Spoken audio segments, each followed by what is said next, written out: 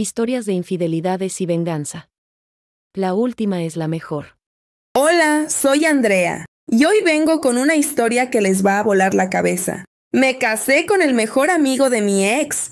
Antes de que me juzguen o digan, Andrea, ¿qué hiciste? Déjenme contarles cómo pasó todo porque ni yo me lo creo a veces. Todo empezó de la manera más inesperada. Bueno, para ser honesta, empezó con lágrimas, un corazón roto y un helado de chocolate que no duró ni una noche. Pero amigos, la vida siempre tiene una forma muy graciosa de darnos giros de trama que ni en las novelas se ven. Les prometo que esta historia tiene de todo: drama, risas, un poquito de venganza. Porque seamos sinceros, ¿quién no disfruta un poquito de karma? Y, por supuesto, un final feliz que ni yo vi venir. Así que prepárense para escuchar esta historia. Esta historia comienza en 2018, cuando yo estaba en mi primer año de universidad. Verán, ya había ingresado antes, pero por razones personales me salí, y luego decidí regresar. Sin embargo, cuando volví, ya no conocía a nadie en la escuela. Solo tenía un amigo, y este amigo, que fue crucial en toda esta historia, me invitó a una fiesta. Yo no era de salir a fiestas, la verdad. Como dicen por ahí, era más de casa, así que casi nunca me animaba a ese tipo de planes. Pero esa vez me convenció, y decidí ir. Si hubiera sabido todo lo que iba a desencadenar esa fiesta, te juro que mejor no habría ido. La fiesta fue un viernes, justo después de salir de clases. Llegamos y, aunque mis amigos estaban ahí, yo no conocía a nadie más. Al principio estaba algo incómoda, pero conforme pasaba el tiempo, empecé a relajarme, a platicar con más personas, tanto chicos como chicas, y todo se sentía bastante tranquilo. Hasta que, de repente, volteé hacia el lugar donde estaba el chico que ponía la música, Daniel, y ahí lo vi. Era guapísimo, tan atractivo que literalmente me quedé helada. Fue amor a primera vista. Me pareció guapísimo, casi perfecto. Y pues decidí intentar sacar un tema de conversación para acercarme a él. Ahí fue cuando todo comenzó. Yo, para que me escuchara, dije en voz alta: ¿alguien sabe quién está poniendo la música? Es que quiero pedir una canción. Entonces, él, Daniel, me respondió. Yo aproveché y le mostré mi celular. Ah, pon esta canción. Y así, con ese pequeño pretexto, comenzó nuestra conversación. Antes de que terminara la fiesta, terminé hablando con Daniel y su mejor amigo, Juan. Ese día, obviamente, no pasó nada más allá de la charla. Estuvimos hablando los tres, riendo un poco. Ya cuando la fiesta estaba por terminar y yo me iba a ir a mi casa, Daniel me dice: Oye, ¿me puedes pasar tu número de teléfono? A lo que yo, medio en broma y medio en serio, le respondí: Por supuesto, si quieres vamos al registro civil de una vez. Ambos reímos y le pasé mi número. Lo que no me esperaba era lo que sucedió justo después. De repente, me tomó de la mano, me miró fijamente y me dio un beso. Fue el beso más hermoso que jamás me habían dado. Al día siguiente, cuando desperté, lo primero que vi en mi celular fue un mensaje de Daniel. Y ahí, sin saberlo, comenzó todo. Hola bonita, buenos días. Soy Daniel, el chico de ayer, me escribió. Yo, medio sorprendida, respondí: Ah, hola, ¿cómo estás? Y bueno, para no hacerles el cuento largo, de ahí en adelante comenzamos a hablar todo el tiempo. Resultó que él iba a la misma universidad que yo, aunque en turnos distintos. Él estudiaba en la tarde y yo en la mañana. Con el paso de los días nos empezamos a ver más seguido. Salimos varias veces, y como a los 2 meses me pidió que fuera su novia. Pero aquí viene lo curioso. Me lo pidió mientras estaba tomándose unos tragos. Sí, ahí, en medio de una fiesta, con el vaso en la mano, me dijo: ¿quieres ser mi novia? Algo a mi parecer no estaba bien, ¿no creen? ¿Por qué acepté? ¿Dónde estaba una cartita linda o algo más romántico? Pero bueno, en ese momento le dije que sí. Esa misma noche, casualmente, estábamos de fiesta con su mejor amigo, Juan. Y resulta que Juan también le pidió a otra chica que fuera su novia. Entonces los 4 quedamos como parejitas, y todo parecía perfecto. Yo, ilusa, pensé, ¡qué sueño! Daniel y yo somos novios, y estamos rodeados de buenas vibras. Lo que no sabía era que ese era el comienzo de mi calvario, mi infierno personal. Al principio, Daniel era todo un caballero, amable, cariñoso, atento, y yo de tonta le creí con los ojos cerrados. Le creí todo, todo. Y ahí, amigos, empezó la verdadera historia.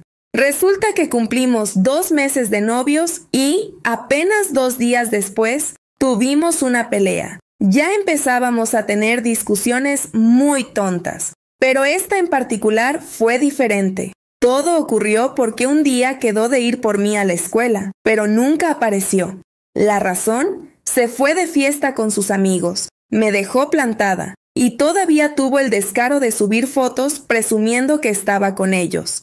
Para colmo, esa misma noche se fue de antro, y en las fotos que publicó se veía rodeado de hombres y mujeres. Yo, con ese instinto que nunca falla, sabía que algo iba a pasar esa noche. Decidí dejarlo por la paz y me fui a dormir, pero a las 2 de la mañana su llamada me despertó. Algo no me cuadraba. Contesté confundida, y lo primero que escuché fue, «Perdóname, ¿me acosté con alguien más?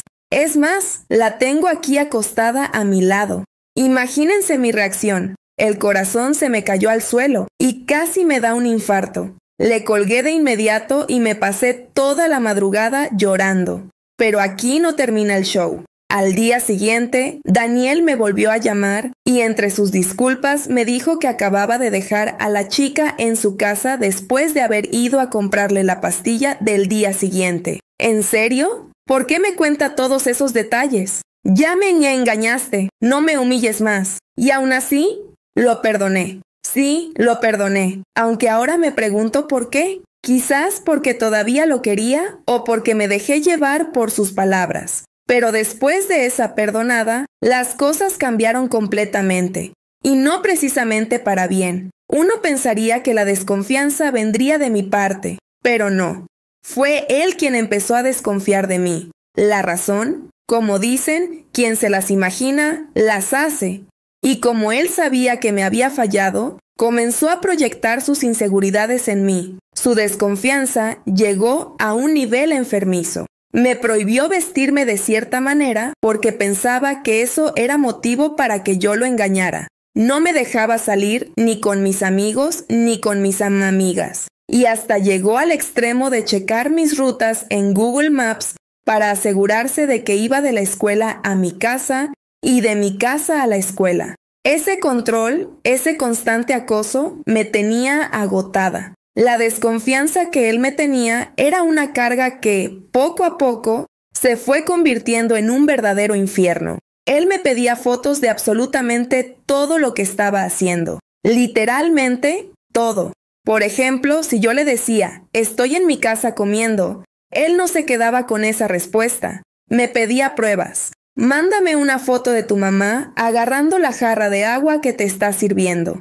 Y yo, enamorada y pensando que esto era normal, lo hacía. Ahora me doy cuenta de lo mal que estaba esa situación, pero en ese momento pensaba que con mi obediencia podría cambiarlo. Chicas, niñas, adolescentes, mujeres en sus 20s, 30s o de cualquier edad, escúchenme bien. Si tienen una pareja que desconfía de todo lo que hacen y necesita pruebas constantes, esa persona no es para ustedes. Si les pide fotos porque no confía en lo que dicen, créanme, el problema no es suyo. Como dicen, quien las imagina, las hace. Esa persona está proyectando y lo único que hará es arrastrarlas a una relación tóxica. Si están en algo así, huye, retírate de ahí porque no vale la pena. Y ojo, él siempre encontraba una excusa para justificar su comportamiento. Me decía, es que yo soy así porque vengo de una familia disfuncional. Según él, su papá tenía otra pareja y su mamá sufría de depresión. Pero sinceramente, la señora utilizaba esa depresión como chantaje. Cuando él no estaba, ella estaba perfectamente bien, pero en cuanto llegaba, adoptaba el papel de víctima para que él no se alejara de ella. Yo entiendo que la depresión es algo serio, pero en este caso había demasiada manipulación de por medio. En fin, él usaba esto como pretexto. Tienes que entender que soy así porque vengo de un ambiente complicado, y mientras tanto yo seguía soportando su violencia psicológica. Pasó un año de relación y, honestamente, las cosas solo iban de mal en peor. Te lo digo sin miedo. Me considero una mujer guapa, atractiva y con muchas cualidades. Pero él no perdía la oportunidad de hacerme sentir lo contrario. Me decía cosas horribles como: eres fea, asquerosa, mi segunda opción, estoy contigo porque la chica que quería me bateó. Y peor aún, me da pena que me vean contigo, por eso no subo fotos contigo. No te arreglas ni como mujer sirves en la intimidad. Y yo no sabía cómo defenderme. Solo me quedaba callada, escuchando sus insultos, pensando que quizá era verdad o que tal vez algún día cambiaría. Pero no fue así. En lugar de mejorar, yo misma me convertí en alguien que no era. Me volví igual que él, tóxica.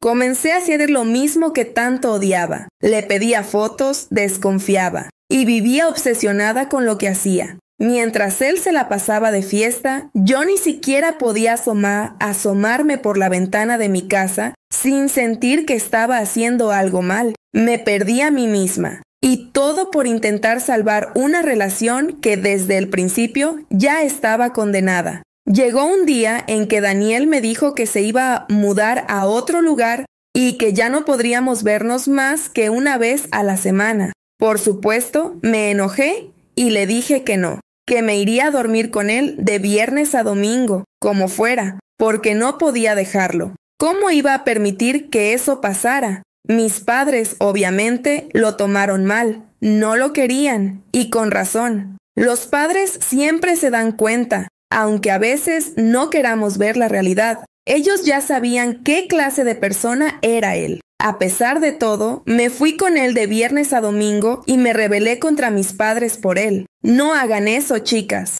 Todas tenemos un sexto sentido, pero las mamás lo tienen mucho más desarrollado. Ese ojo de loca nunca se equivoca. Si tu mamá te advierte, escúchala. Ella te lo dice por experiencia. Mi abuela siempre me decía: ese hombre no es para ti, hija.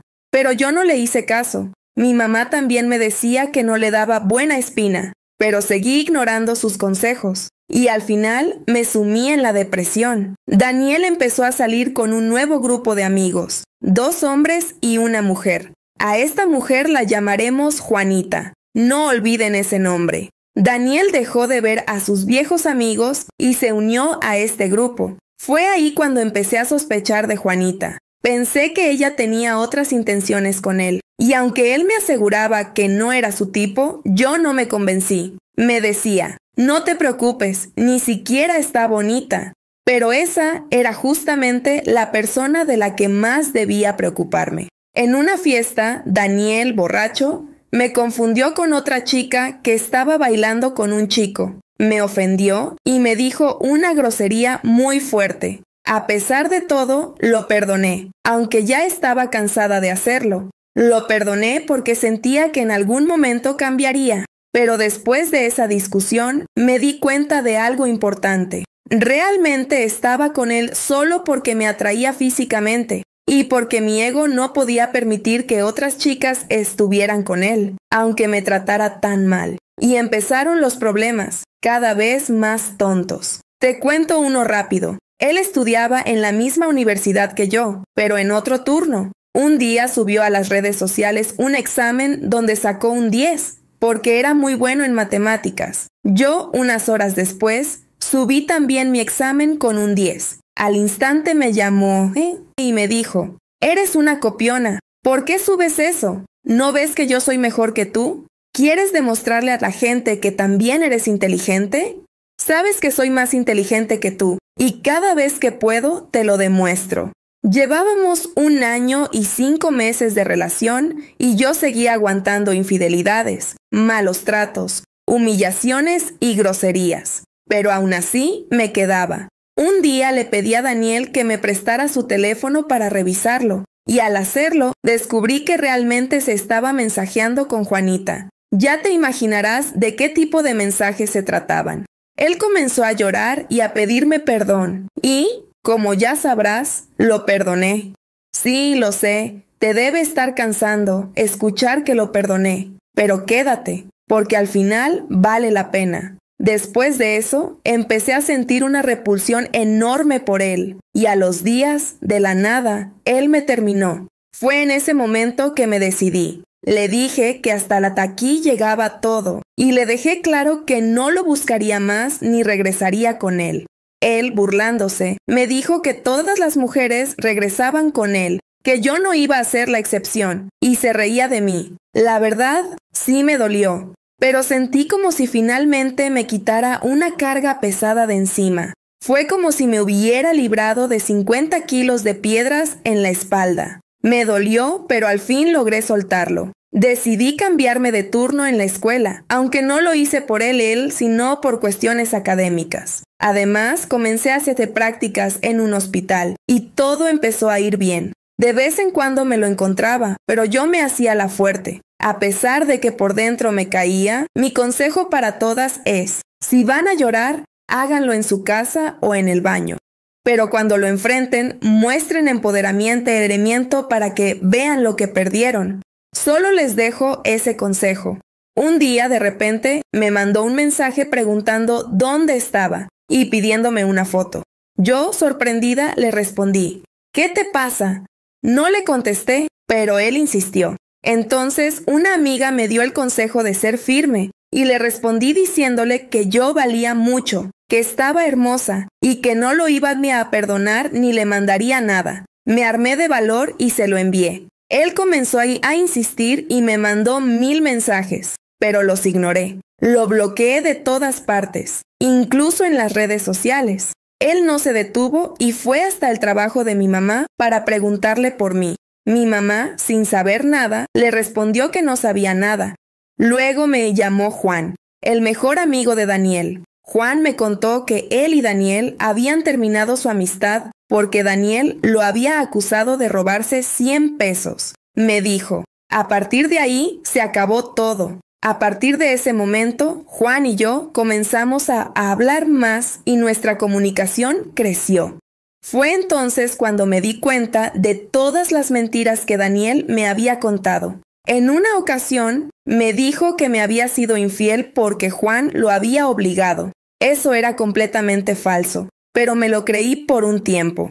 Cuando Daniel se enteró de que Juan y yo estábamos viéndonos y nos gustábamos, empezó a intentar ponernos en contra. Hablaba mal de mí con él y, a su vez, hablaba mal de Juan conmigo. Lo que no sabía Daniel era que Juan y yo teníamos tanta confianza que, al final del día, nos sentábamos a compartir lo que nos decía el otro. ¿Qué te dijo Daniel?, me preguntaba Juan, y yo respondía, que tú eras tal y cual. Y a lo que Juan me decía, a mí también me dijo lo mismo, pero ayer me dijo cosas peores. Al final, no nos importaba porque continuábamos viéndonos y conociéndonos más. Un día, Daniel me pidió que lo acompañara a un lugar. Me rogó tanto que accedí. Me llevó a un estudio de tatuajes, y cuando vi a dónde estábamos, le dije que lo esperaría afuera. Ya sabía lo que estaba por hacer, pero lo dejé. Entró al estudio y salió con mi inicial tatuada en el brazo. Le dije,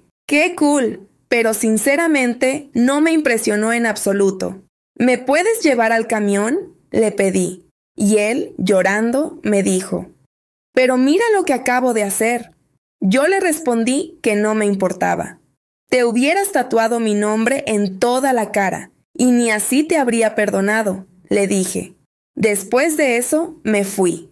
Daniel intentó 1000 veces estar conmigo, pero yo ya estaba feliz con Juan. Juan era el hombre perfecto, y nos hicimos novios. 1 año y medio después, me propuso matrimonio enfrente de nuestras familias, y nuestra relación fue increíble. Mis padres lo adoraban, y él amaba a mis padres. 2 meses después de la propuesta, nos casamos, y tuve la boda de mis sueños. Juan era todo lo que yo pensé que nunca podría tener, porque muchas veces creemos que solo merecemos el poco amor que nos dan. Hoy, después de 3 años de casados, tenemos un bebé de 2 años, y soy la mujer más feliz del mundo. Juan sigue siendo el hombre perfecto para mí, el caballeroso, honrado y trabajador que me demostró todo lo que nunca pensé que encontraría. Mi autoestima está por las nubes, algo que nunca experimenté cuando estaba con Daniel, quien me tenía la autoestima por los suelos.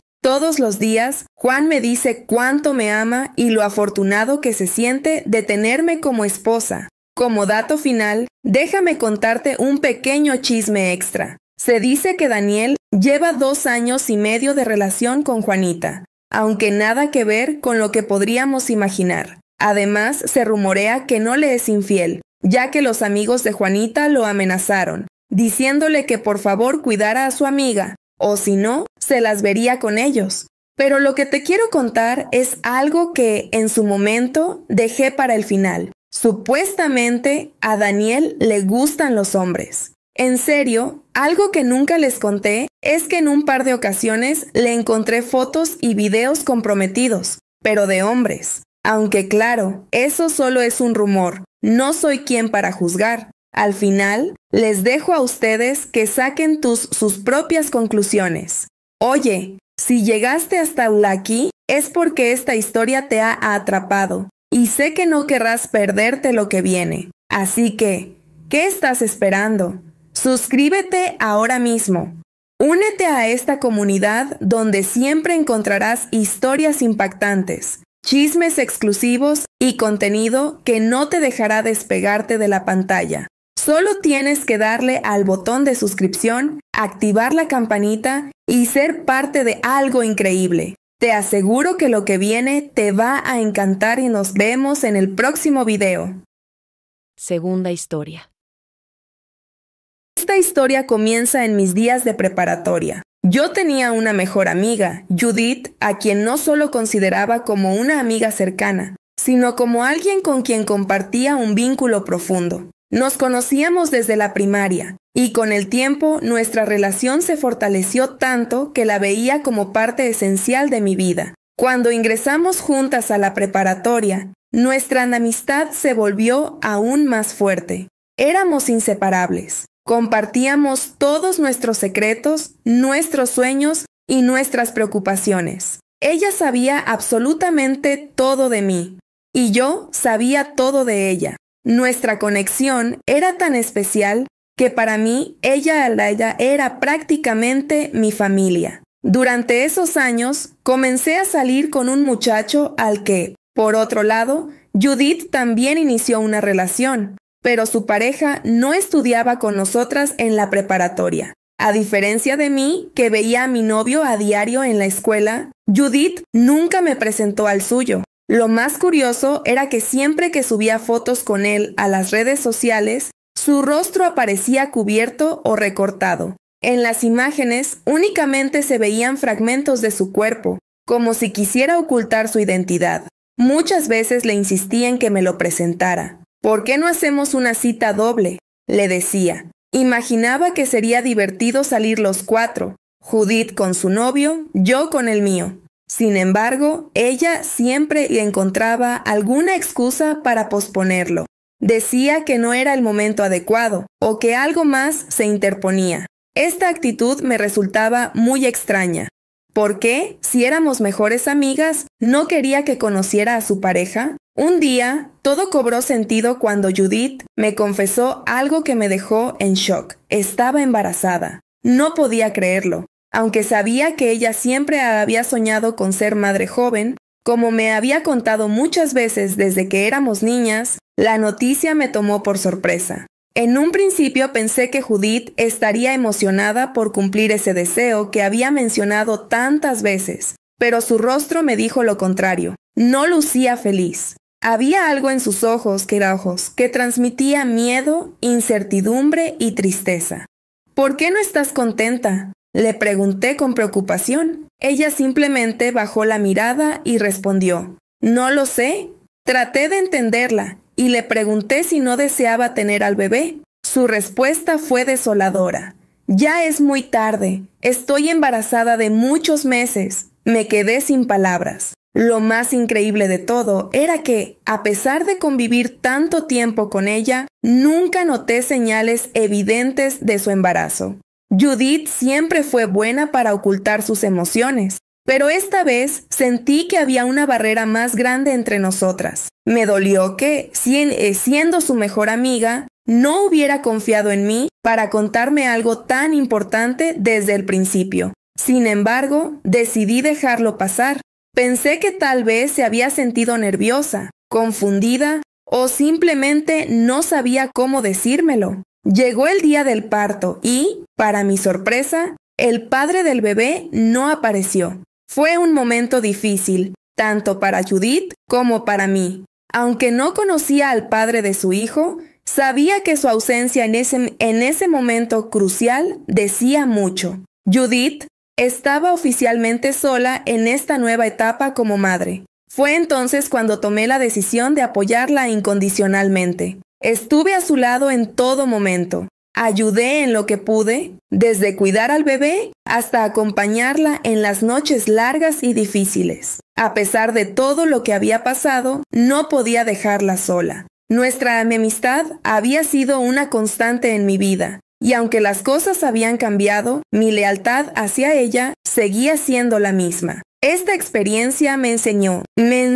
mucho sobre el valor de la amistad y las decisiones que tomamos en momentos de crisis. Aunque hubo secretos y heridas, nunca dejé de estar ahí para Judith, porque al final del día, lo que realmente importa es estar presente para las personas que amas, incluso cuando las circunstancias no son ideales. Todo comenzó después de que Judith salió del hospital. Apenas unas semanas después, mi novio, el amor de mi vida, me pidió matrimonio. Estaba feliz, emocionada, y no podía creer que ese sueño del que tantas veces habíamos hablado, finalmente se estaba haciendo realidad. Desde que comenzamos nuestra relación, solíamos imaginar un futuro juntos, casarnos, tener una familia, hijos y construir una vida llena de amor. Decir que estaba ilusionada sería quedarme corta. Decidimos que nuestra boda sería en la playa, en Los Cabos, un lugar hermoso y perfecto para celebrar nuestro amor. Todo parecía encaminarse como en un cuento de hadas. Mi novio fue un fin de semana a revisar el salón donde se llevaría a cabo la recepción, pero yo no pude acompañarlo debido a compromisos laborales. El plan era que regresaríamos juntos el siguiente fin de semana para ultimar detalles. Sin embargo, cuando llegó ese momento, él tampoco pudo viajar porque tenía trabajo. Pensé que no pasaba nada, ya que él ya había visto el lugar, así que decidí ir sola para asegurarme de que todo estuviera perfecto. Fue un viaje corto, de apenas 2 días, pero en ese breve lapso, mi mundo se derrumbó. Cuando regresé a casa, noté algo extraño en él. Estaba nervioso, inquieto, como si cargara con un peso inmenso. Decidí preguntarle directamente: ¿qué tienes? ¿Te pasa algo? Y entonces, lo que nunca imaginé escuchar salió de su boca: ¿te engañé? No podía creerlo. 2 días fuera, solo 2 días, y él había sido infiel. Pero eso no era lo peor. Me confesó, sin un atisbo de vergüenza, que me había traicionado con Judith, mi mejor amiga, aquella a quien consideraba mi hermana del alma. Quedé paralizada, como si el aire se hubiera escapado de mis pulmones. En un instante, todo lo que habíamos construido, todos nuestros sueños, se desmoronaron. Decidí cancelar la boda. No me importó la vergüenza de avisar a los invitados ni las explicaciones que tendría que dar. Lo que más me dolía no era perderlo a él, sino la traición de Judith. Sentí como si alguien hubiera arrancado una parte de mí. A pesar de todo, decidí perdonarla. Mi vida estaba hecha un caos en ese momento. Mis padres estaban en pleno proceso de divorcio y no quería llegar a casa para agregar más problemas. No tenía a dónde ir. así que tomé la decisión de mudarme a casa de Judith, a pesar de lo ocurrido. Vivir con ella y su bebé no fue fácil. Había días en los que me sentía fuerte, como si pudiera superar cualquier cosa, y otros en los que el dolor de la traición regresaba con fuerza. Mi exnovio no ayudaba. Me buscaba todos los días, rogándome que lo perdonara, enviándome mensajes y llamándome sin cesar. Hubo un momento en el que estuve a punto de ceder. Pensé que si ya había perdonado a Judith, quizás también podría perdonarlo a él. Después de todo, aún lo quería, y el peso de cancelar la boda y enfrentar todo lo que venía era abrumador. Sin embargo, gracias a Dios, ese pensamiento fue pasajero. Sabía que merecía algo mejor. Mientras vivía con Judith, acordamos dividir las tareas del hogar. Yo trabajaba durante el día, pero siempre trataba de ayudar con lo que podía.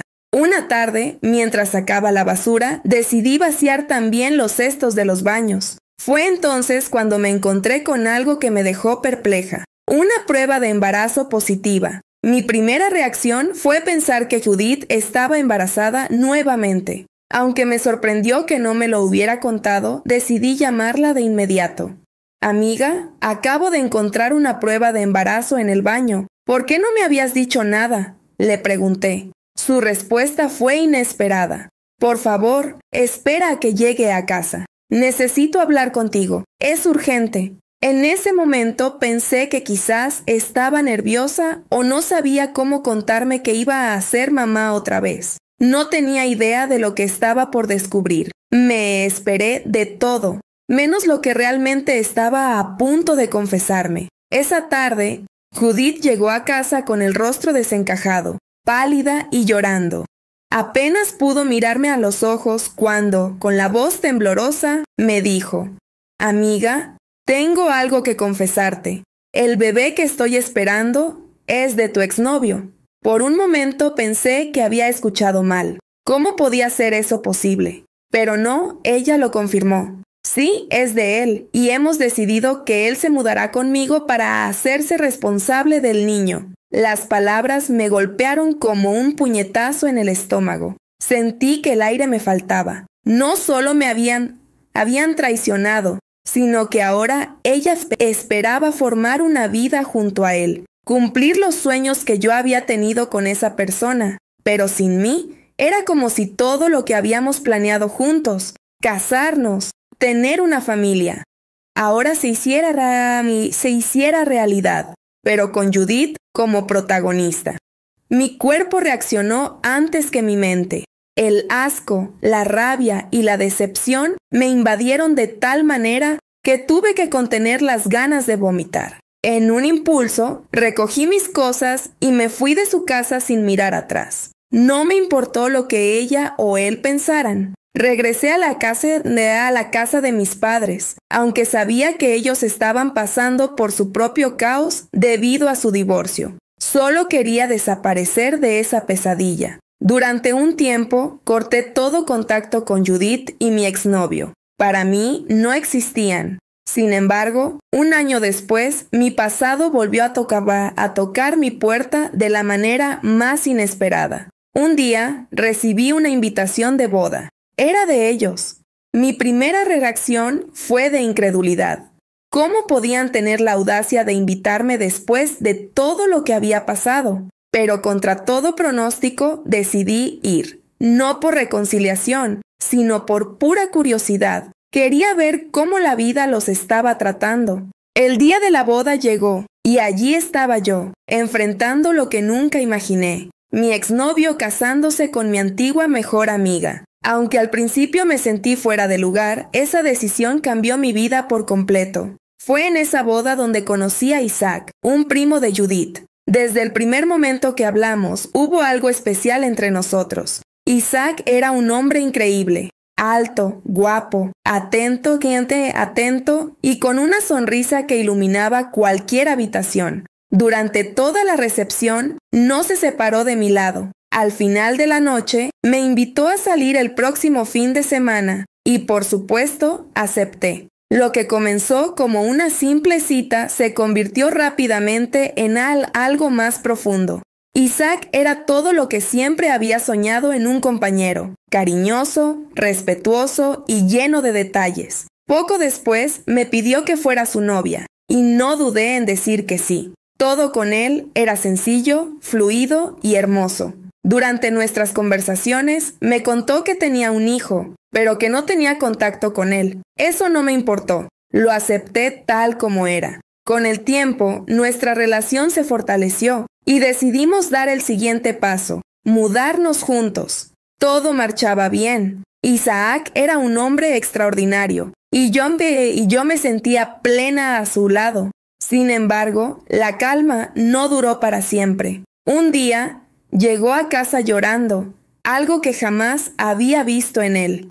Entre lágrimas, me contó que su hijo había tenido un accidente automovilístico junto con su madre. Estaba desesperado por saber cómo estaban, pero no tenía manera de localizarlos, ya que no había tenido contacto con ellos en años. Verlo tan devastado me partió el alma. Sabía que debía ayudarlo. Y como bien dicen, cuando una mujer se propone algo, no hay nada que la detenga. Me puse a buscar entre llamadas, papeles y contactos hasta que finalmente encontré el hospital donde estaba internado el niño. Sin perder tiempo, le dije a Isaac, súbete al coche, vamos al hospital ahora mismo. Cuando llegamos al hospital, comencé a mover cielo y tierra para encontrar información. Pregunté en recepción, hablé con enfermeras, hice todo lo que estaba en mis manos. Finalmente, nos dieron el número de la habitación donde estaba el niño, pero nada me había preparado para lo que iba a encontrar al entrar. Ahí, junto a la cama del niño, estaban Judith y mi exnovio. Al verlos me quedé paralizada. Era como si la vida se estuviera burlando de mí, obligándome a enfrentar a esas dos personas una vez más. La mezcla de incredulidad, enojo y cansancio emocional me invadió. ¿Cómo era posible que incluso en esta situación tan delicada, ellos aparecieran otra vez en mi camino? Salí del cuarto para corroborar el número de habitación, tratando de mantener la calma a pesar de lo alterada que estaba. Isaac, mi novio, me detuvo antes de que pudiera avanzar más y me dijo, amor, antes de que conozcas a mi hijo, hay algo que necesito contarte. Mi mente estaba hecha un caos. No solo me había encontrado con Judith después de tanto tiempo, sino también con mi exnovio. El hijo de Isaac estaba en estado crítico, y la tensión de la situación me tenía al borde del colapso. Con un nudo en la garganta, le pedí que hablara. Fue entonces cuando me confesó. Hace años, cuando era más joven, tuve una relación con Judith. Ella es la mamá de mi hijo. Empezó a encajar. Por fin entendí por qué en la preparatoria Judith nunca quiso presentarme a su novio. Su novio era Isaac, su primo, y por eso todo había sido un secreto. También entendí por qué Isaac no estuvo presente en el nacimiento de su hijo. La familia habría descubierto todo. Me quedé paralizada, con 1000 cosas cruzando por mi mente. Quería reclamarle a Judith, gritarle, exigirle respuestas, pero sabía que ese no era el momento adecuado. En medio de este torbellino emocional, llegó la noticia que terminaría por destrozarnos. El niño no había sobrevivido. Aunque no era mi hijo, su pérdida me golpeó con fuerza. Había convivido con ese niño durante una etapa importante de su vida, porque, como recordarás, yo viví un tiempo con Judith. A pesar de todo lo que había pasado entre nosotras, yo lo quería mucho, y su partida me dejó un vacío enorme. Fui al funeral y ahí tuve la oportunidad de hablar con Judith. Con lágrimas en los ojos, me confesó cosas que jamás pensé escuchar. Me contó cómo, durante la preparatoria, había estado saliendo con Isaac, pero que lo había engañado con mi exnovio. Me dijo, sé que hice mal, pero quiero enmendar mis errores. Quiero hacer las cosas bien. Quiero reconstruir mi vida y mi familia con él. Sus palabras me dejaron helada. En ese momento, mi relación con Isaac ya era complicada. Todo lo que había sucedido me estaba sobrepasando y necesitaba tiempo para procesarlo. Decidí mudarme a la casa de mi papá. Mis padres ya estaban separados y aunque mi mamá había rehecho su vida con otra pareja, yo preferí no incomodarlos y fui directamente con mi papá. Estando en su casa, me di cuenta de que necesitaba ayuda en su despacho.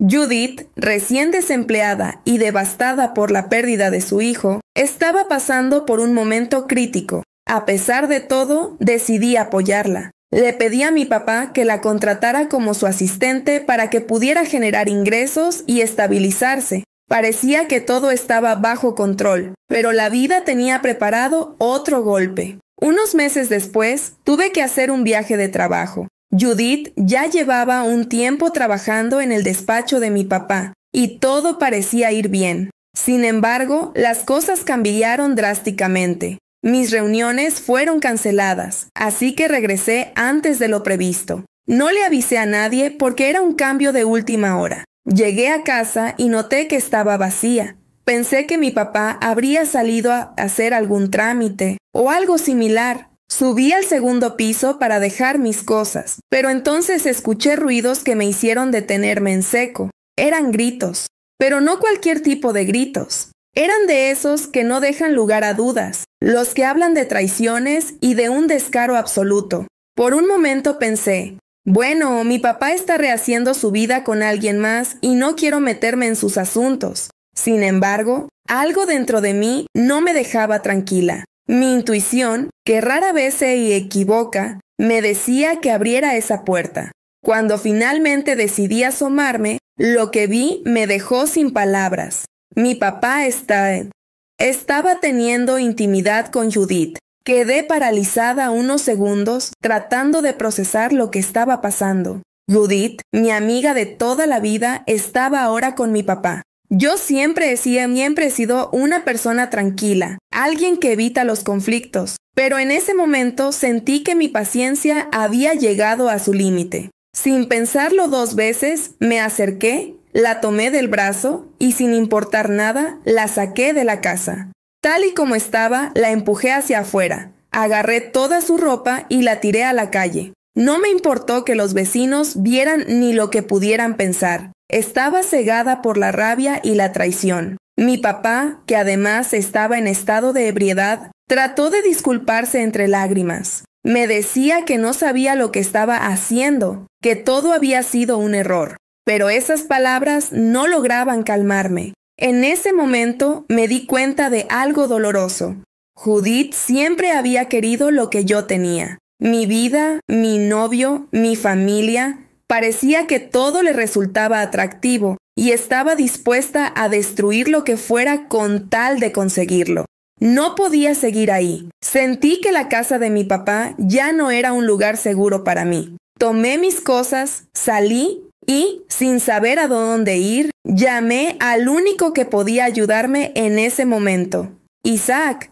Él, con toda la amabilidad del mundo, fue por mí y me llevó a la casa donde habíamos vivido juntos. Todo seguía tal y como lo habíamos dejado. Nuestras fotos, nuestras cosas, los recuerdos de una relación que creía haber dejado atrás. Esa noche le conté todo lo que había sucedido. Mientras hablaba, sentí cómo renacía algo en mí. Estar nuevamente bajo el mismo techo, compartiendo risas y conversaciones largas, me hizo darme cuenta de que los sentimientos que tenía por Isaac nunca se habían ido. Poco a poco volvimos a acercarnos, y antes de darme cuenta, la llama del amor había vuelto a encenderse. Ahora, después de 2 años de haber retomado nuestra relación, puedo decir que estoy feliz. Isaac es un hombre maravilloso y lo quiero muchísimo. Judith desapareció de mi vida y aunque fue un capítulo oscuro y doloroso, agradezco que las cosas se hayan acomodado de esta manera. Recientemente, Isaac me sorprendió con una propuesta de matrimonio.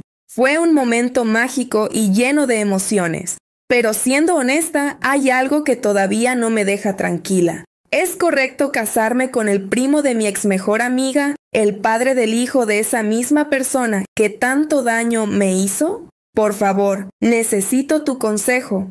¿Qué harías en mi lugar? ¿Aceptarías el compromiso y seguirías adelante? ¿O dejarías todo atrás para evitar cualquier sombra del pasado? Tercera historia. Mi esposo decidió poner fin a nuestro matrimonio con un simple mensaje de texto. Te dejo, me voy a Madrid con mi novia de 20 años. Ya vacié nuestra cuenta conjunta. Ja, ja, ja. Respondí con calma. Buena suerte. Poco sabía él que para cuando se diera cuenta de las consecuencias de sus acciones, ya sería demasiado tarde.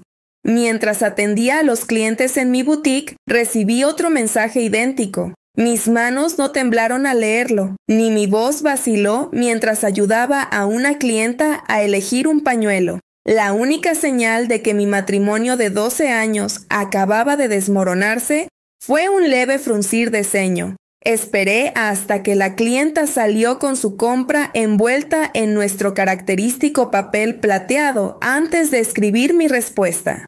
Buena suerte. A mis 38 años, acababa de recibir la despedida más cruel imaginable. Mientras él probablemente se regocijaba en su traición, imaginándome destrozada, yo cerraba tranquilamente la boutique al final del día. Las señales siempre estuvieron ahí. Las noches trabajando hasta tarde, sin un aumento en sus ingresos, las contraseñas cambiadas sin aviso, la repentina obsesión por el gimnasio y la ropa nueva para revivir una juventud perdida. Hace 3 meses encontré un recibo de una cena para 2 en un restaurante caro, justo en una noche en que dijo que estaría trabajando. Esa misma noche, abrí una cuenta bancaria separada. Una semana después, cuando sugirió unir nuestras cuentas para simplificar las cosas, acepté encantada mientras transfería mis ahorros personales a la nueva cuenta. La cuenta conjunta que vació contenía solo lo necesario para no levantar sospechas. 2 meses de depósitos regulares. El resto estaba a salvo, junto con registros detallados de todas sus transacciones sospechosas del último año. Mi teléfono vibró de nuevo. No te molestes en suplicar. Mi novia y yo nos vamos mañana. Mandaré a alguien por mis cosas. Conocí a su joven novia en la fiesta de Navidad de la empresa. Observé cómo se reía exageradamente de sus chistes y le tocaba el brazo cuando creía que nadie miraba. No respondí. En su lugar, llamé a mi abogada, con quien ya había hablado 2 meses atrás tras descubrir cargos de hotel sospechosos. Ha llegado el momento, le dije. Acaba de hacer su jugada, respondió ella.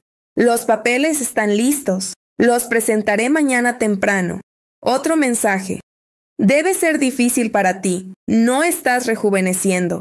Al menos tienes tu boutique para distraerte. Mi boutique, ese negocio exitoso que construí desde cero, generaba más ingresos que su mediocre puesto de gerente. Sonreí al pensar en las cartas certificadas que lo esperarían en Madrid, que disfrutara su efímero triunfo.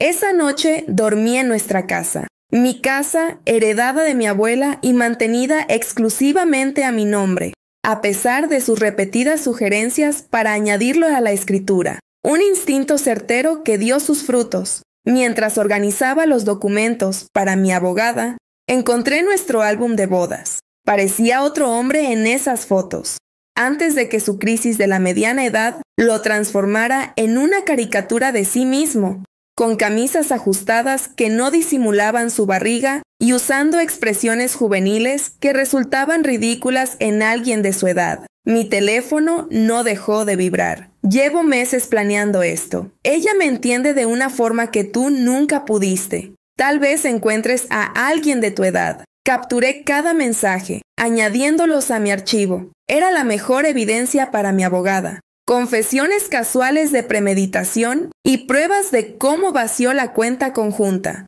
Un último mensaje captó mi atención. Usé la tarjeta conjunta para reservar nuestros vuelos y el hotel. Considéralo mi regalo de despedida. Ja, ja, ja. Llamé de inmediato a la administradora de la tarjeta. Necesito reportar cargos no autorizados y cancelar una tarjeta. Tras verificar los gastos, la representante canceló las transacciones con una satisfacción apenas disimulada. Al día siguiente, ellos llegarían al aeropuerto solo para descubrir que sus boletos habían sido anulados y la reserva del hotel cancelada. Mientras tanto, yo me servía una copa de vino, el bueno, reservado para ocasiones especiales. La vida sigue, incluso cuando tu esposo se va con alguien lo suficientemente joven como para ser su hija. Recibí una llamada de su madre. Nos contó que fuiste controladora y fría. Dice que estás siendo vengativa. Puse el teléfono en altavoz mientras arreglaba un escaparate. ¿Quieres que te lea los mensajes donde admite haber vaciado la cuenta o se burla de mi edad? Silencio. Bueno, quizás fue un poco cruel, admitió ella finalmente. Sonreí. El próximo capítulo de mi vida acababa de comenzar. Camisas demasiado ceñidas para su abdomen ya flácido. Se esforzaba por integrarse con sus compañeros de oficina más jóvenes, usando expresiones que resultaban ridículas en labios de un hombre de 45 años. Mi teléfono no dejaba de vibrar con sus mensajes, cada uno más condescendiente que el anterior. Mi abogada me aconsejó mantener el contacto al mínimo con la familia de mi expareja durante este proceso legal. Adiós. Al final de la tarde, los rumores ya se habían esparcido entre familiares y amigos en común. Al parecer, la expareja y su nueva conquista quedaron atrapados en un motel barato cerca del aeropuerto, con sus planes de Madrid temporalmente suspendidos. Intentó usar sus tarjetas de crédito personales, pero ya estaban al límite, una señal de advertencia que había notado desde hace meses. Esa noche dormí mejor que en años. Sin embargo, mientras el reloj marcaba la medianoche, el destino tenía preparado un giro inesperado. Al revisar mis mensajes, vi una notificación insólita. Una transferencia de fondos considerable desde una cuenta desconocida había llegado a mi banco personal. Miré la pantalla con el corazón acelerado. ¿De dónde provenía ese dinero? ¿Quién lo había enviado y por qué? Mi primer instinto fue desconfiar. La cantidad era lo suficientemente grande como para despertar sospechas, pero no aparecía ningún remitente claro. A la mañana siguiente llamé a mi banco. Hola, soy la titular de esta cuenta. Estoy llamando para confirmar una transacción reciente. Es una transferencia bancaria grande y no tengo claro su origen. Un momento, revisaré los detalles, respondió la operadora con un tono profesional. Esperé mientras los segundos se alargaban como si fueran horas. Finalmente, la voz de la operadora regresó. La transferencia provino de una cuenta empresarial vinculada a su expareja. La descripción de la transacción dice: compensación por lo nuestro. Sentí un calor subir por mi rostro. ¿Compensación? Esto no podía ser lo que parecía. ¿Podría confirmar si hay alguna nota o detalle adicional en la transferencia? Pregunté con cautela. No, eso es todo lo que figura. ¿Le gustaría disputar la transacción? No por ahora, muchas gracias. Colgué y mi mente empezó a girar en todas direcciones. Sabía que no era del tipo que ofrecía dinero sin una intención oculta. ¿Qué tramaba esta vez? Esa tarde, mientras organizaba unos pedidos en la boutique, mi abogada entró por la puerta. ¿Tienes un momento?, preguntó cerrando la puerta tras de sí. Por supuesto. ¿Ha pasado algo? Dejó caer un archivo grueso sobre el mostrador y me miró con una mezcla de seriedad y triunfo. Acaba de enviar una notificación para intentar negociar. Quiere llegar a un acuerdo. ¿Un acuerdo?, repetí incrédula. Según dice, está dispuesto a cederte la casa y la boutique si retiras la demanda por el dinero de la cuenta compartida. No pude evitar una risa amarga, casi instintiva. ¿Qué clase de juego es este? No tiene ningún derecho a negociar. La abogada se inclinó hacia adelante, cruzando los brazos. Exactamente, pero aquí es donde se pone interesante. He estado indagando en su situación financiera y lo que descubrí explica su desesperación. Me entregó un expediente y, al abrirlo, un nudo se formó en mi estómago. Allí estaban extractos bancarios, correos electrónicos filtrados e incluso registros de llamadas. Resultó que había acumulado una cantidad absurda de deudas personales en los últimos años. Tarjetas de crédito al límite, préstamos denegados y lo peor, un intento fallido de abrir una empresa utilizando mis datos. ¿Intentó abrir una empresa a mi nombre? Pregunté indignada. Lo intentó, pero no obtuvo la autorización necesaria. Tus documentos estaban bien protegidos. Sin embargo, esto demuestra hasta dónde está dispuesto a llegar. La revelación me dejó sin palabras. No solo era un traidor, sino también un mentiroso sin escrúpulos que había intentado usar mi identidad para salvarse. Pero la gran pregunta seguía siendo, ¿qué tenía que ver la transferencia con todo esto? Esa noche, mientras revisaba los documentos una y otra vez, recibí un mensaje inesperado. Tenemos que hablar. Es urgente. Llámame cuando puedas. Rara vez mostraba dramatismo, lo que hacía que su mensaje fuera aún más inquietante. La llamé de inmediato. ¿Qué ocurre?, pregunté. No sé cómo decirlo, pero creo que está metido en algo muy oscuro. Un escalofrío me recorrió la espalda. ¿A qué te refieres? Hace unas semanas encontré papeles en su oficina, contratos y documentos legales con nombres que no tenían sentido, algunos vinculados a cuentas en el extranjero. Luego escuché una conversación entre él y otra persona sobre transferencias grandes de dinero y la necesidad de salir del país antes de que alguien los encontrara. ¿Encontrarlos quién?, pregunté, intentando mantener la calma. No lo sé, pero parece que debe dinero a gente peligrosa y, demonio, estaba jugando con fuego e intentando arrastrarme con él.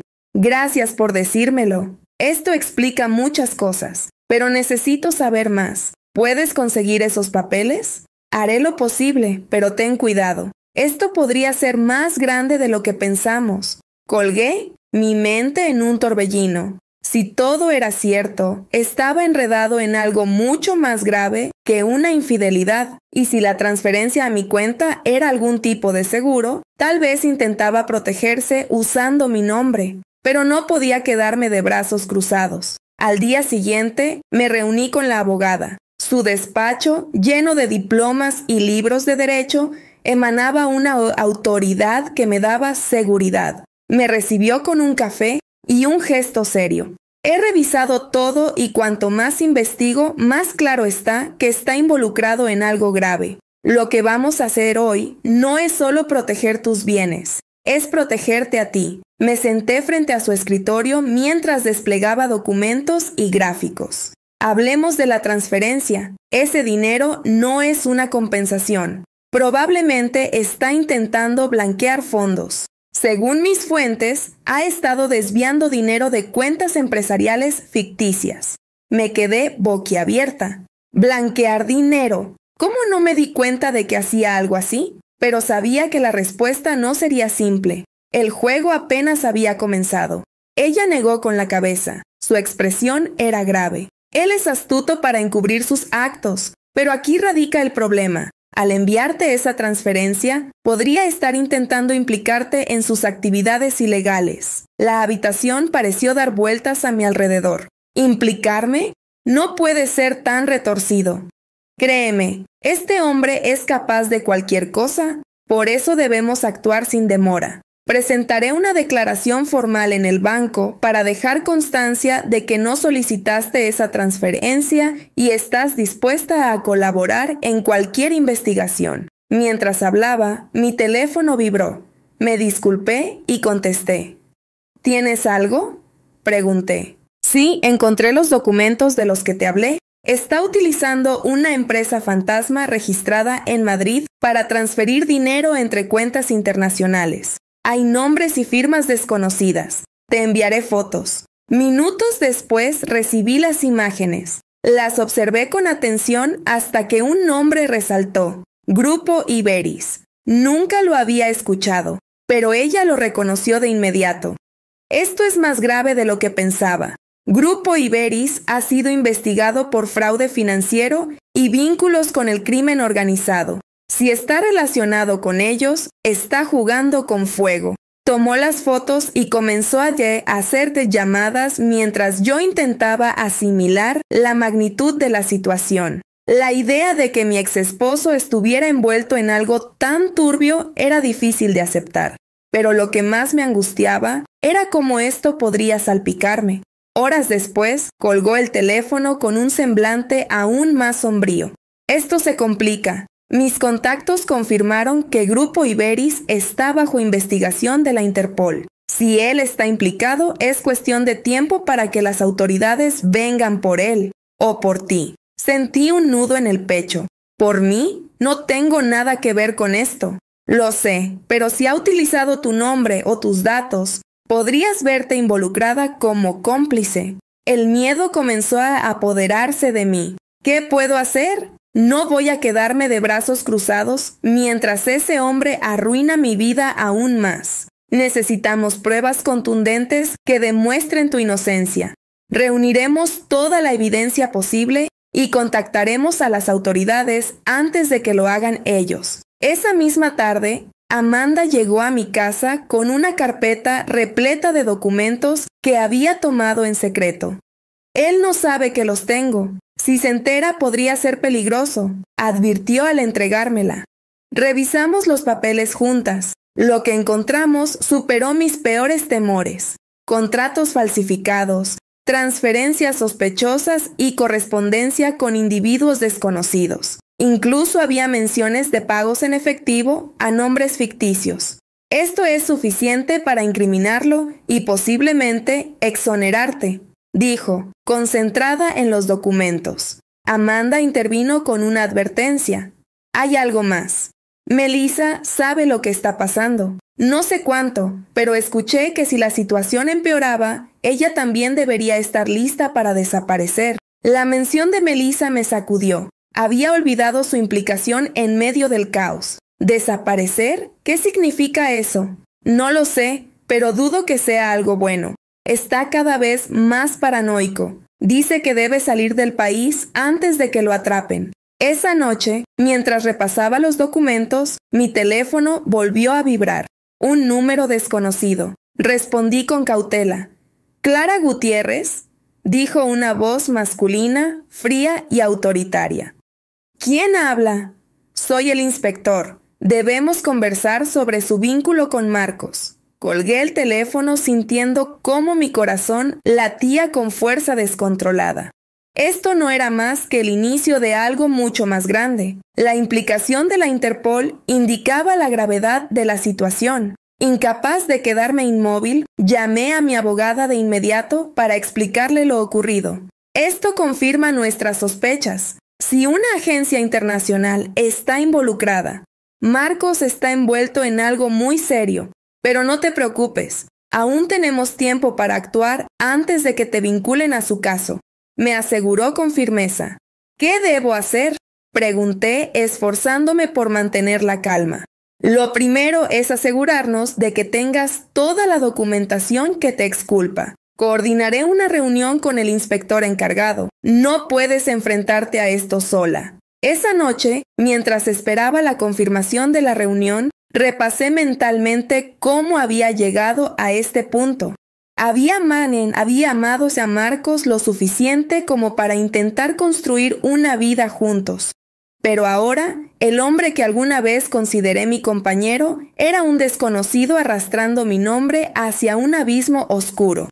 La llamada llegó pasada la medianoche. La reunión será mañana a las 10 en mi oficina. El inspector aceptará hablar contigo bajo mi supervisión. No te preocupes, manejaremos esto juntas. Al día siguiente, me presenté vestida con mi mejor atuendo, intentando proyectar una seguridad que no sentía. El inspector, un hombre de mediana edad con cabello gris y una mirada penetrante, fue directo al grano. Estamos investigando a Marcos por su presunta participación en actividades ilegales vinculadas a una organización sospechosa. Según nuestros datos, usted recibió una transferencia considerable desde una de sus cuentas. ¿Puede explicarlo? Respiré hondo y respondí con la mayor claridad posible.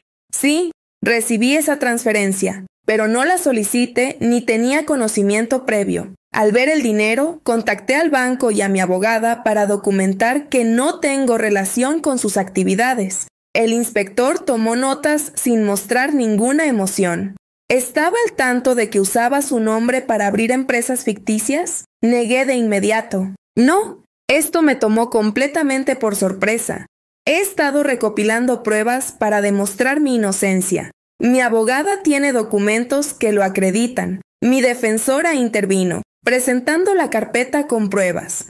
Aquí están los contratos falsificados y los documentos financieros que implican a Marcos. También tenemos mensajes que demuestran que mi clienta no tenía conocimiento de sus acciones. El inspector revisó los documentos en silencio antes de decir: esto es útil, pero debe entender que si descubrimos que tuvo conocimiento, aunque sea de forma pasiva, podría enfrentar cargos. No tuve nada que ver con esto, afirmé con determinación. El inspector asintió ligeramente. Si surgen nuevas pruebas, contáctenos de inmediato. Este caso está creciendo rápidamente. Tras su partida, mi abogada me miró con seriedad. Hiciste bien, pero esto no ha terminado. Ahora debemos adelantarnos a Marcos. Esa misma tarde, recibí una llamada urgente. Debes venir a casa de mis padres. Marcos está aquí y está fuera de sí. Ha estado gritando por teléfono todo el día. Algo salió mal. Enfrentarlo no era algo que deseara, pero si estaba perdiendo el control, quizás podría obtener información valiosa. Cuando llegué, su voz retumbaba desde el interior. No es mi culpa que el dinero no haya llegado. Necesito ese pasaporte ahora. Me detuve en la entrada, observándolo desde las sombras. Parecía un hombre destruido, camisa arrugada, cabello desordenado, y una desesperación evidente en su tono. Cuando colgó, nuestras miradas se encontraron. ¿Qué haces aquí?, preguntó entrecerrando los ojos. Vine a hablar contigo, Marcos, respondí con calma. Quiero saber qué está pasando. Él soltó una risa amarga que resonó en la habitación. ¿Qué crees que está pasando, Clara? Estoy intentando solucionar el desastre que tú y tu abogada provocaron. ¿Mi abogada?, repetí incrédula. ¿Estás diciendo que yo soy la culpable de tus problemas? Fuiste tú quien robó, quien mintió, quien lo arruinó todo. Marcos dio un paso hacia mí, pero no retrocedí. No entiendes nada. Esto no se trata solo de nosotros. Hay personas que... Se detuvo de golpe, mordiéndose el labio, como si hubiera hablado de más. ¿Qué personas, Marcos? ¿De quién tienes tanto miedo? Por un instante, pareció que iba a responder, pero un golpe fuerte en la puerta interrumpió nuestra conversación. Amanda irrumpió en la habitación, pálida como un fantasma. Marcos, hay 2 hombres afuera. Preguntaron por ti. Dicen que quieren hablar ahora. Él empalideció. Amanda y yo nos miramos sin saber qué hacer. La puerta volvió a sonar. Decidí enfrentar lo que fuera que nos esperaba. Con el corazón latiendo con fuerza, abrí la puerta. Frente a mí había 2 hombres altos, impecablemente vestidos, pero con expresiones frías. ¿Marcos Robledo?, preguntaron al unísono. No está aquí, respondí con firmeza. ¿Quiénes son ustedes? Uno de ellos esbozó una leve sonrisa, pero sus ojos permanecieron inmutables. Dígale que el tiempo se acaba. Si no cumple, no habrá una próxima vez. Cerré la puerta de inmediato. El silencio en la casa se volvió insoportable. Amanda me miró, temblorosa, mientras su madre, Bárbara, entraba al salón con el rostro lleno de preocupación. Marcos seguía oculto en el piso superior, incapaz de enfrentar a los hombres que acababan de irse. Clara, ¿qué demonios está pasando?, susurró Amanda nerviosa. Podría preguntarte lo mismo. Esos hombres claramente no son amigos de Marcos y su mensaje no deja lugar a dudas. Antes de que Amanda pudiera responder, Bárbara intervino. No puede quedarse aquí. Esto es demasiado peligroso. No sé en qué lío se ha metido mi hijo. Pero tú no deberías estar involucrada. Respiré hondo, tratando de contener la frustración. Bárbara, esto ya no es solo mi problema. Marcos está enredado con gente peligrosa y está arrastrándonos a todos con él. Si no enfrentamos esto, podría ser peor para todos. En ese momento se escucharon pasos apresurados en las escaleras. Marcos apareció, su rostro desencajado por el miedo y la desesperación. ¿Qué les dijiste? ¿Qué te dijeron?, preguntó casi gritando. «Les dije que no estabas aquí», respondí con frialdad. «Pero eso no los detendrá. Dijeron que el tiempo se acaba y que no habrá una próxima vez». «¿Qué significa eso, Marcos?» «No es asunto tuyo. No tienes idea de lo que está en juego», replicó pasándose las manos por el cabello, visiblemente nervioso. Di un paso hacia él, incapaz de contenerme. «¿No es asunto mío? Me enviaste una transferencia de dinero que ahora está siendo investigada por la Interpol. Has usado mi nombre para tus negocios sucios y ahora hombres sospechosos aparecen en mi puerta. ¿Cómo no va a ser asunto mío?». Marcos me miró fijamente. Su expresión era una mezcla de ira y algo más. Culpa. Por un momento pensé que iba a responder, pero en lugar de eso dio la vuelta y corrió hacia la puerta trasera. «¿A dónde vas?», grité, siguiéndolo. «A arreglar esto antes de que sea demasiado tarde», respondió sin mirar atrás. Lo vi desaparecer en la oscuridad de la noche. El silencio entre nosotras era denso, cargado de tensión. Aquella noche, de regreso en casa, el insomnio se apoderó de mí. Cada sonido me hacía estremecer. Cada sombra parecía una amenaza. La transferencia, los documentos, los hombres en la puerta, todo indicaba que esto apenas comenzaba. Por la mañana, llamé a mi abogada para contarle lo sucedido. Su reacción fue tan alarmada como la mía.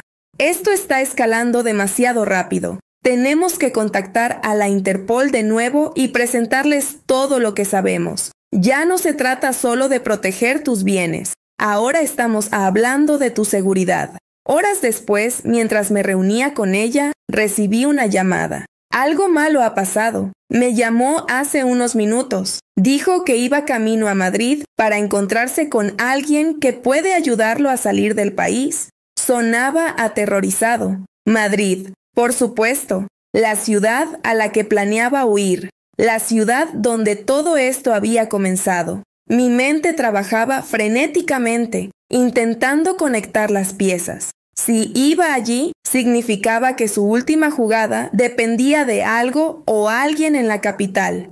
¿Mencionó con quién se encontraría? No, pero dijo algo sobre la torre. Inmediatamente pensé en la famosa Torre Picasso, un lugar emblemático en el corazón de Madrid. Podría ser una coincidencia, pero algo dentro de mí me decía que no. Esto podría ser importante. Mantente atenta y avísame si sabes algo más. Cuando colgué, mi abogada ya estaba tomando notas. Si está yendo a Madrid, es porque cree que aún tiene una oportunidad de escapar. Pero si está tratando con personas peligrosas, esa oportunidad podría volverse en su contra rápidamente.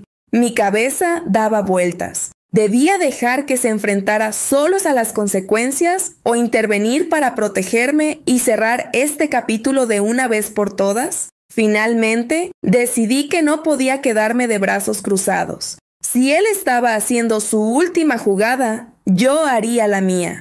Mi abogada hizo algunas llamadas y organizó una reunión con un inspector en Madrid. 2 días después, llegué a la capital. El bullicio de la ciudad contrastaba con la tensión que sentía en el pecho. Me encontré con el inspector en un café cercano a la Torre Picasso. Tras una breve conversación, decidimos acercarnos al edificio. Lo que encontramos allí me dejó sin aliento. Desde el vestíbulo lo vi conversando con un hombre corpulento, vestido de negro. Su lenguaje corporal era tenso, casi suplicante. Me pidieron que me mantuviera a distancia mientras observaban la interacción. De repente, el hombre le entregó un sobre y salió apresuradamente del edificio. Él se quedó inmóvil, sosteniéndolo como si dentro estuviera su destino. «Vamos a seguirlo», dijo el inspector. «Esto podría ser clave para cerrar el caso». Lo vimos dirigirse a un hotel cercano. El equipo policial lo siguió mientras nosotras esperábamos noticias. Cuando el inspector regresó, su expresión era grave. Encontramos documentos en su habitación. Está intentando falsificar pasaportes para huir a Sudamérica. Esto confirma su implicación en actividades ilegales, pero también lo pone en peligro. Las personas con las que trata no perdonan los errores. Mi mente se llenó de preguntas. ¿Qué contenía exactamente ese sobre? ¿Qué le había dicho el hombre de negro? Antes de que pudiera procesarlo, mi teléfono vibró con un mensaje inesperado. Tienes que volver. Algo ha pasado. El nombre que había tratado de olvidar apareció en la pantalla. ¿Qué papel jugaba ahora en todo esto? Sin pensarlo 2 veces, llamé. ¿Qué ha pasado? Pregunté, intentando controlar el pánico en mi voz. Apareció en casa de mis padres. Está sola y completamente fuera de sí. Dice que la abandonó. Por un momento no supe qué decir. ¿Abandonada? ¿Después de todo lo que había sacrificado por él? Finalmente pregunté. ¿Dijo algo más? ¿Por qué está allí? Al otro lado del teléfono, la voz sonó cansada. Solo llora y repite que Marcos la metió en algo que no puede manejar. Creo que sabe más de lo que dice, pero no logro que hable. Voy para allá. Intenta mantenerla calmada hasta que llegue. 1 hora después, estaba de vuelta en Valencia, frente a la casa de la familia Robledo. Al entrar, lo primero que vi fue a Melissa sentada en el sofá. Sus ojos hinchados y su piel pálida la hacían parecer mucho más joven de lo que recordaba, como una niña arrojada a un mundo demasiado grande y cruel para ella. «¡Clara!», susurró al verme, su voz quebrada por el llanto. Me quedé de pie frente a ella, sintiendo una mezcla de compasión y desprecio. «Necesitas decirme qué está pasando. ¿Qué te hizo Marcos?». Alzó la mirada, dudando por un instante, pero entonces las palabras comenzaron a salir atropelladamente. Me dijo que nos iríamos juntos, que empezaríamos de nuevo en Sudamérica, pero todo cambió hace 2 días. Recibió una llamada. Alguien estaba furioso porque no cumplió con su parte del trato. Me gritó que debía quedarme aquí, que no podía llevarme con él porque era demasiado peligroso. Me dejó sola en un motel y se fue. Apreté los puños mientras intentaba procesar la información. ¿Y qué más?, insistí. Antes de irse, dejó un sobre en la mesita de noche y me dijo que no lo abriera. Pero lo hice. Había nombres, direcciones, cuentas bancarias. No sé qué significa, pero parecía importante. El aire pareció espesarse en la habitación.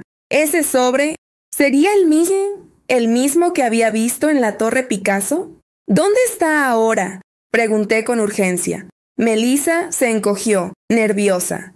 Lo traje conmigo. Está en mi bolso. Sin perder tiempo, lo sacó y me lo entregó. Dentro había una lista de nombres, algunos conocidos por sus vínculos con Marcos y otros completamente desconocidos. También contenía números de cuentas bancarias en Suiza y documentos con transferencias pendientes.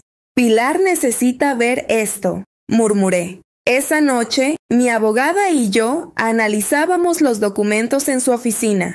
«Esto es oro puro», dijo, sosteniendo uno de los papeles a contraluz. «Aquí está todo. Los nombres de sus cómplices, las cuentas donde escondieron el dinero e incluso detalles de las transacciones más recientes. Con esto, podemos hundirlo y limpiar tu nombre de una vez por todas». Antes de que pudiera responder, mi teléfono vibró. Era Amanda de nuevo. «Tienes que venir. Algo raro está pasando aquí. Un coche negro lleva más de 1 hora estacionado frente a la casa. Creo que nos están vigilando. ¿Podría estar relacionado con Marcos? ¿O con el grupo Iberis? No lo sé, pero esto no me gusta nada». Cuando llegué, vi el coche negro al otro lado de la calle. Las ventanas tintadas impedían ver quién estaba dentro, pero su mera presencia resultaba amenazante. Llamé a la puerta y Amanda me dejó entrar rápidamente. Melissa seguía en el salón, inmóvil y pálida, mientras su madre miraba nerviosamente por la ventana. ¿Han intentado acercarse?, pregunté. «No, pero no se han movido desde que llegaron», respondió Amanda. En ese momento, mi teléfono vibró con un mensaje del inspector. Estamos en camino. No hagan nada hasta que lleguemos. La espera se hizo eterna. Finalmente, un coche de la Interpol se estacionó detrás del vehículo sospechoso. Martín bajó acompañado de 2 agentes y se acercó al coche negro. Tras una breve conversación, los ocupantes arrancaron y se alejaron. Cuando Martín entró a la casa, su expresión era seria. Eran matones enviados por alguien del grupo Iberis. Parece que buscaban a Marcos, o algo que él pudo haberles dejado. Melissa se estremeció al escuchar esas palabras. Me giré hacia ella. Melissa, susurré. ¿Hay algo más que no nos hayas contado? Melissa rompió en llanto, hundiendo el rostro entre las manos. No lo sé. Solo sé que mencionó algo sobre la última pieza del rompecabezas. Dijo que si ellos la conseguían, sería el fin para todos nosotros. Intercambié una mirada con Martín, cuyo rostro se ensombreció aún más. Entonces tenemos que encontrar a Marcos antes que ellos. No podemos permitir que lo que sea que estén buscando caiga en las manos equivocadas. Mientras Martín coordinaba con sus agentes, mi teléfono vibró. Un mensaje de un número desconocido iluminó la pantalla. Si quieres que esto termine, ven sola al puerto de Valencia a medianoche. Trae los documentos. No avises a la policía. Un escalofrío recorrió mi espalda. Esto estaba lejos de haber acabado. Leí el mensaje una y otra vez. Mi instinto gritaba que era una trampa, pero ignorarlo no era una opción. Si Marcos o el grupo Iberis estaban detrás de esto, la única forma de protegerme y ponerle fin a todo era enfrentarlos. Tomé una decisión arriesgada. No informaría a Martín ni a la Interpol de inmediato. Sin embargo, dejé una copia de los documentos con Pilar, quien prometió alertar a Martín si algo salía mal. Clara, esto es una locura, dijo, frunciendo el ceño. Pero sé que no podré detenerte, solo prométeme que serás cuidadosa. Lo prometo, respondí, aunque en ese momento mi definición de cuidado era bastante relativa. A las 11:30 de la noche llegué al puerto. La brisa marina era fría y el aire olía a sal y óxido. Los enormes contenedores de carga proyectaban sombras inquietantes, creando un laberinto de penumbra. Casi todo estaba desierto, excepto por un hombre bajo la luz temblorosa de un farol. Reconocí su silueta al instante. Marcos. Sonrió con nerviosismo cuando me acerqué.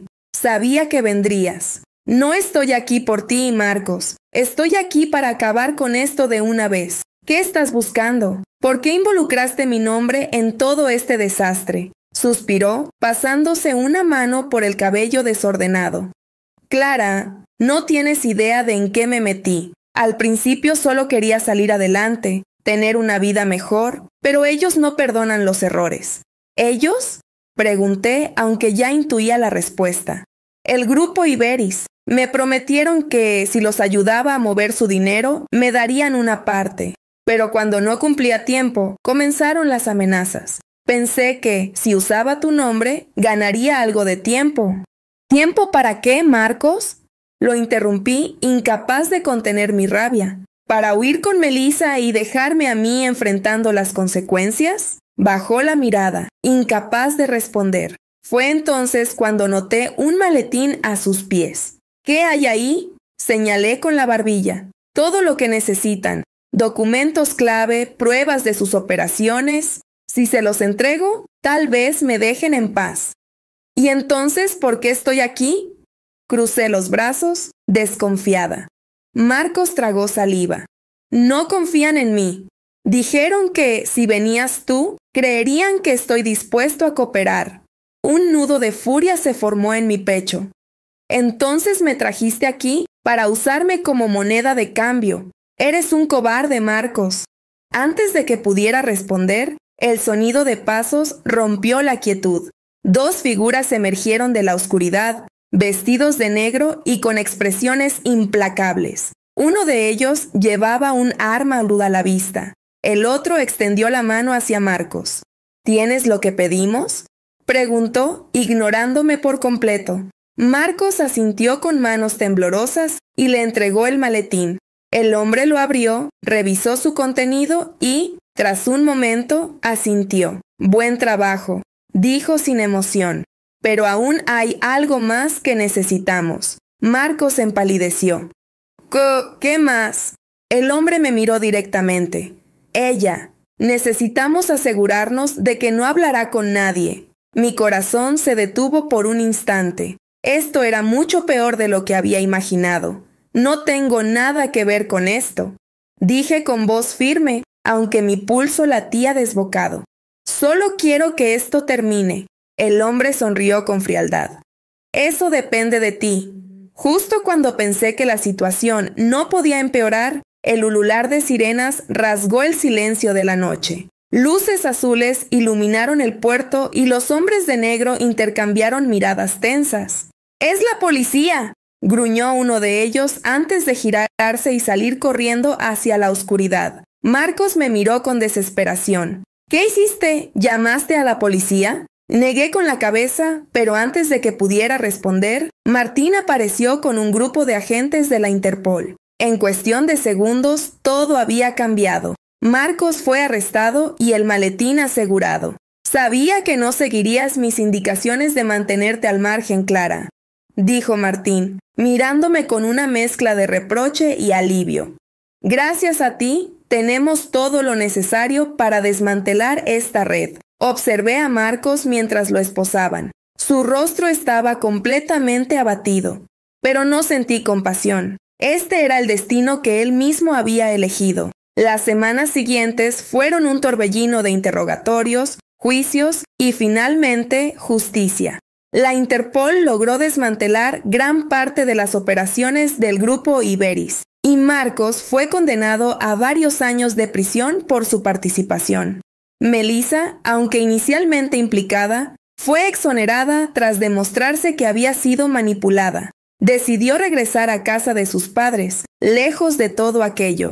Bárbara y Amanda, incapaces de perdonarlo por el caos que desató en sus vidas, rompieron todo contacto con Marcos. En cuanto a mí, utilicé la experiencia como un punto de inflexión. La boutique prosperó como nunca antes, y abrí una segunda tienda en Madrid, demostrando que mi éxito era solo mío, sin deudas con nadie. Una tarde, mientras cerraba la tienda, me permití una sonrisa.